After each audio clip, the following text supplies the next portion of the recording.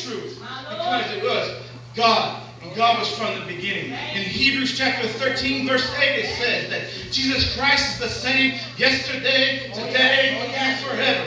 God never changed. It's us that changes. God is always the same and always remains the same. But it's us that makes the change. But it's time that with the people of God that we stand back up and we go back to the beginning. That we remember the fact that God was always God. That God will always be God. But it's us that have to go back to the beginning. To reform that relationship with God. To go back to renew the relationship with God. Genesis chapter 1, verse 26 through 26 through 27. And it said, God said, let us make man in our image, after our likeness. He created us after himself.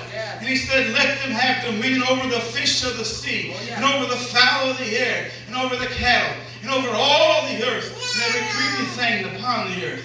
So God created man in his image. In the image of God he created him. Male and female, he created him. We are created in the image of God. God created in his image that we would be like him. We have strayed so far from the beginning that we from God, from being like God, from the image of God. God's image is holy. God's image is righteous. God's image is relationship with each other. God's image is love and love with our people. We need to go back to the love of God. In Genesis chapter 3, verse 6, it says, the women saw that the tree was good for food, and that it was pleasant for the eyes, and a tree that desired to make one wise.